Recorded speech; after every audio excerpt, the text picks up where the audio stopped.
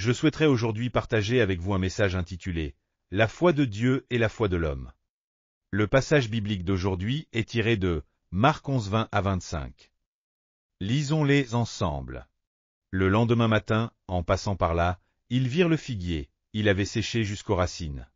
Pierre, se souvenant de ce qui s'était passé, dit à Jésus, « Maître, regarde le figuier que tu as maudit, il est devenu tout sec. » Jésus répondit, « Ayez foi en Dieu. Vraiment, je vous l'assure, si quelqu'un dit à cette colline, « Soulève-toi de là et jette-toi dans la mer », sans douter dans son cœur. Mais en croyant que ce qu'il dit va se réaliser, la chose s'accomplira pour lui. C'est pourquoi je vous le déclare, tout ce que vous demandez dans vos prières, croyez que vous l'avez reçu et cela vous sera accordé. Quand vous priez, si vous avez quoi que ce soit contre quelqu'un, pardonnez-lui, pour que votre Père céleste vous pardonne, lui aussi, vos fautes. La foi dont parle le Seigneur en disant, si quelqu'un dit à cette montagne, ôte-toi de là et jette-toi dans la mer, Marc 11, 23, est une foi que nous avons rarement l'occasion d'expérimenter. Cela est dû au fait que ce type de foi implique un état où aucun doute ne s'immisce en nous. Nous faisons de notre mieux pour croire, mais nous constatons toujours qu'un doute subsiste au fond de notre cœur. Les récifs du doute et de l'incrédulité s'accrochent obstinément à notre esprit. Comment pouvons-nous avoir une foi totalement exempte de doute et expérimenter une foi où la montagne se déplace et se jette dans la mer? Est-il possible d'avoir une telle foi pendant que nous vivons sur cette terre? Quelle est cette foi qui nous permet de commander à des problèmes aussi gigantesques qu'une montagne de reculer? Tout d'abord, parlons de la foi humaine. La foi commence du côté de l'homme. La foi humaine devient le fondement pour recevoir en cadeau la foi de Dieu. Nous encourageons à ne pas avoir peur, ne pas douter, mais simplement croire, car la foi humaine sert de base à la construction de la foi de Dieu. Pour construire une maison, il faut une fondation, et pour dresser une table, il faut une base. Nous connaissons l'histoire de l'homme paralysé et de ses 4 amis, qui, en entendant parler de Jésus, sont venus à lui. Lorsqu'il se trouvait dans une maison à Capernaüm, le paralytique voulait que ses amis l'amènent auprès du Seigneur. Le paralytique et ses amis avaient entendu parler du fait que Jésus pardonnait les péchés des pécheurs, chassait les démons et guérissait les malades. Ils savaient cela et y croyaient fermement. C'est pourquoi le paralytique désirait ardemment que ses amis le portent sur un lit jusqu'à Jésus. La foi qui naît de ce que l'on entend se transforme ainsi en une foi agissante. Lorsque les 4 amis transportant le paralytique sur une civière arrivèrent à la maison où se trouvait Jésus, ils constatèrent que celle-ci était bondée de monde. La foule, à l'intérieur comme à l'extérieur, remplissait l'endroit, rendant impossible l'accès à la maison. Ils durent probablement discuter avec le propriétaire de la maison pour trouver une solution. Finalement, ils décidèrent, moyennant une importante somme d'argent, de démolir une partie du toit. Montant sur le toit avec le paralytique, les 4 amis commencèrent à creuser un trou suffisamment grand pour y faire passer la civière. Sans foi, un tel acte aurait été impossible. Ils croyaient fermement que Jésus pouvait guérir le paralytique. Cependant, malgré leur foi, il est probable qu'il subsistait dans leur cœur une ombre de doute, semblable à un récif invisible. Mais, sur le plan humain, ils avaient une foi sincère. Les 4 amis percèrent le toit et descendirent le paralytique allongé sur sa civière. Une multitude de personnes assistèrent à la scène, voyant la civière suspendue descendre depuis le toit. Jésus, lui aussi, observait leurs actions. Il voyait le toit se briser et la poussière tomber comme une pluie autour d'eux. La Bible déclare à ce moment-là, Jésus, voyant leur foi, Marc 2, 5. Cet événement montre que la foi humaine est une foi visible. La foi humaine, qu'elle soit grande ou petite, se manifeste par des actions et devient visible à l'extérieur. Le Seigneur recherche une foi visible, une foi qui agit. Jésus, voyant leur foi, dit, « Mon enfant, tes péchés sont pardonnés. » Marc 2, 5. Alors, les scribes présents commencèrent à critiquer Jésus, disant, « Qui est cet homme pour oser pardonner les péchés ?» Connaissant leurs pensées, Jésus leur répondit, « Afin que vous sachiez que le Fils de l'homme a sur la terre le pouvoir de pardonner les péchés. » Marc 2, 10. Puis, se tournant vers le paralytique, le Seigneur dit, « Lève-toi, prends ton lit et rentre chez toi. » Marc 2, 11. Cette parole est le Rhéma. Cette parole est celle qui ajoute la foi de Dieu à la foi de cet homme. Même si le paralytique était descendu par le toit grâce à sa propre foi, il n'aurait pas été guéri. Mais Jésus, voyant cette foi, lui donna la foi de Dieu. Lorsque la foi de Dieu descendit sur le paralytique, il reçut une foi inébranlable. Sans aucun doute, il se leva aussitôt de son lit. Lorsque le paralytique ne possédait que la foi humaine, il ne pouvait pas se lever. Mais lorsque la foi de Dieu est descendue sur lui, il a rejeté le doute et s'est levé. Devant les yeux de tous, il a pris son lit et est sorti en marchant. Les gens se sont écartés pour lui faire place, et ils ont été émerveillés, louant Dieu. De même, si nous voulons expérimenter les miracles de la foi, nous devons d'abord venir à Dieu avec une foi visible, que Dieu puisse voir. Observer le jour du Seigneur ou offrir la dîme sont des exemples de foi visible. Prier ou évangéliser sont également des actes de foi visible. D'une manière ou d'une autre, notre foi doit se manifester et devenir visible. La foi visible à nos yeux devient aussi visible aux yeux du Seigneur. C'est pourquoi, lorsque je dis que ceux qui entendent l'Évangile et se repentent se lèvent, c'est pour les inciter à manifester leur foi. Se lever est une foi agissante, une foi visible. La foi sans les œuvres est morte, Jacques 2, 26, se réfère à une foi qui ne se manifeste pas, une foi invisible. Ainsi, comme ce paralytique, nous devons exercer activement une foi visible sur le plan humain. Cependant, la foi humaine ne sert qu'à poser la fondation pour que les miracles de Dieu puissent se produire.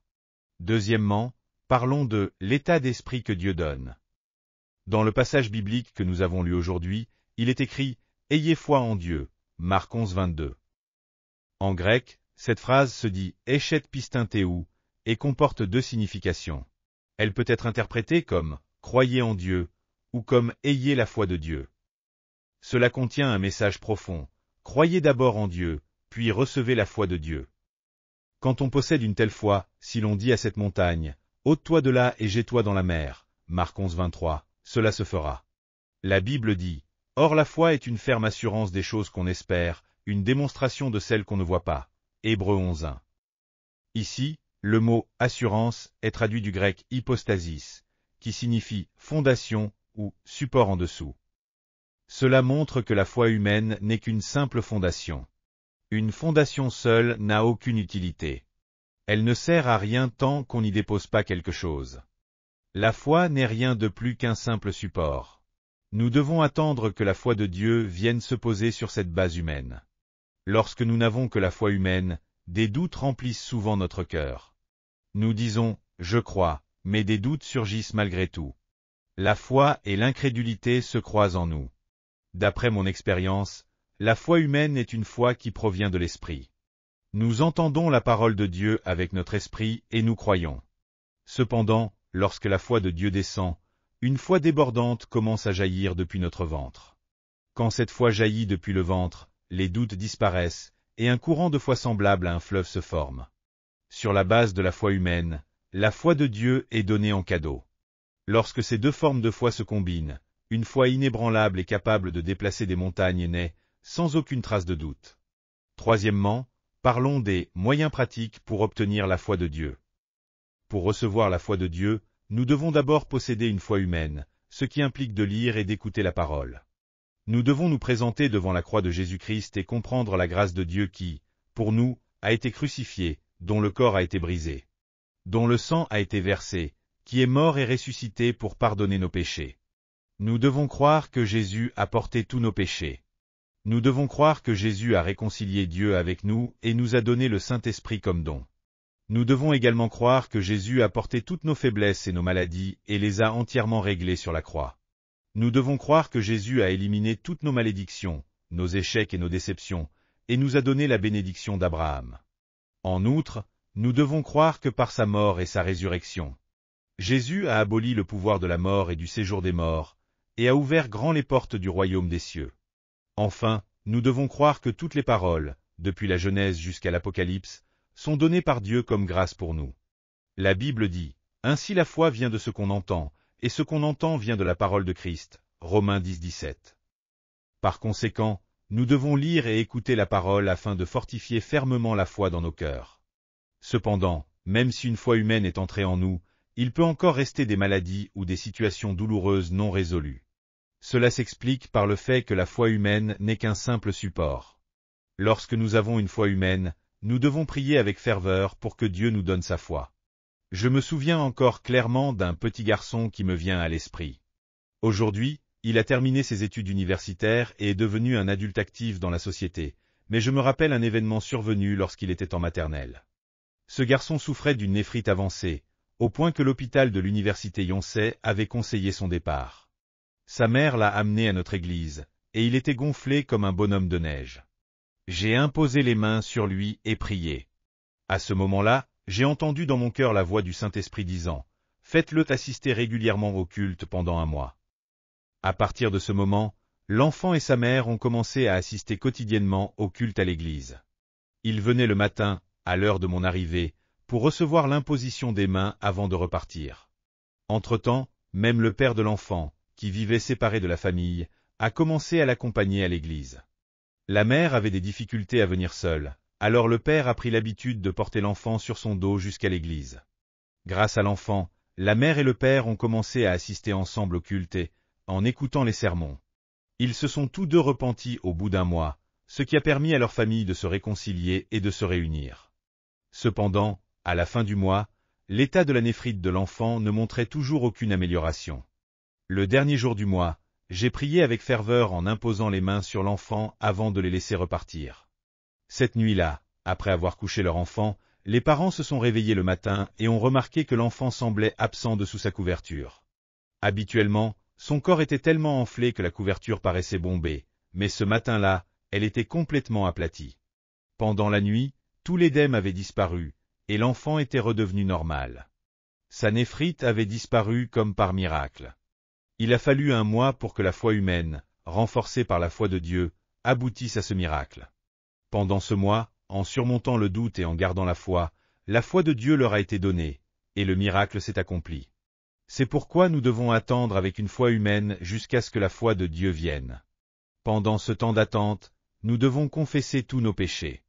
Si nous dissimulons des péchés dans notre cœur, Dieu n'écoutera pas nos prières. Le couple mentionné plus haut a confessé son péché de séparation, s'est repenti et s'est réconcilié pour attendre la foi de Dieu dans l'unité familiale.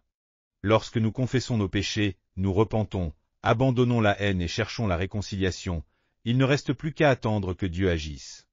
Dieu peut nous accorder cette foi instantanément ou un mois plus tard. Nous devons savoir que si nous préparons la foi humaine comme fondation, la foi de Dieu sera certainement donnée en cadeau par-dessus. Ainsi, ne perdons pas courage et continuons à prier, car la prière est une autre manière pratique d'obtenir la foi de Dieu.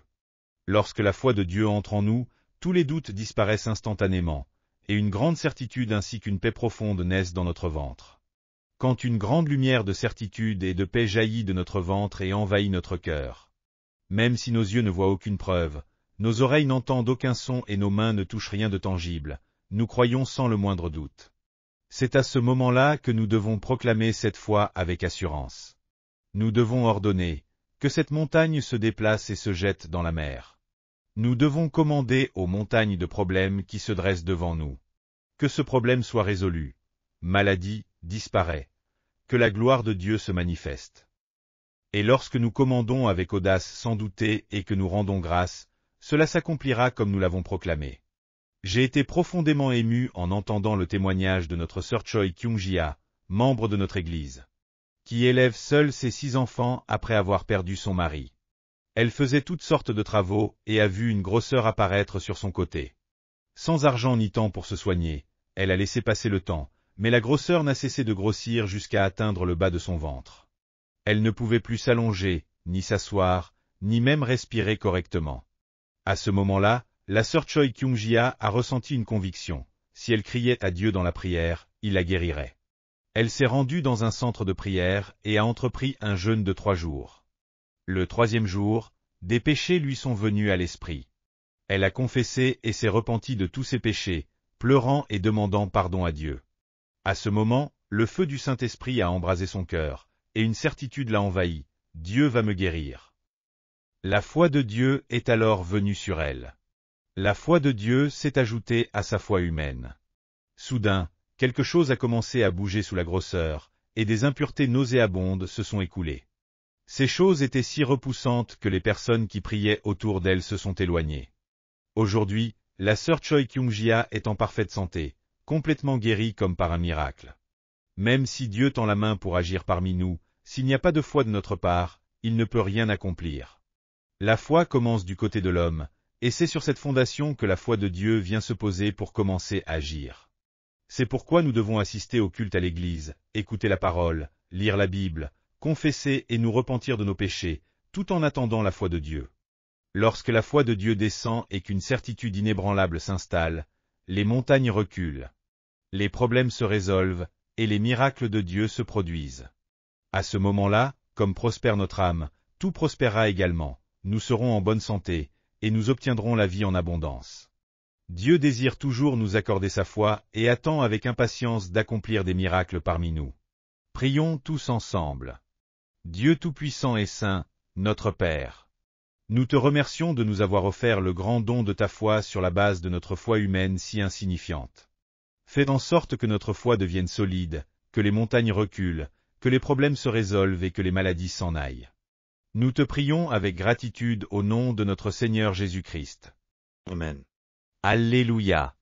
Avez-vous reçu beaucoup de grâce à travers la parole? Je vous bénis de tout mon cœur au nom du Seigneur pour que vous soyez de plus en plus armés de la parole de Dieu et remplis du Saint-Esprit, afin que vous meniez une vie victorieuse dans ce monde. Si vous avez aimé cette vidéo, n'oubliez pas de vous abonner à la chaîne, d'activer les notifications et d'appuyer sur le bouton j'aime. Cela nous aide beaucoup à préparer plus de vidéos remplies de grâce. Nous nous retrouverons avec joie dans la prochaine vidéo. Que Dieu vous bénisse grandement.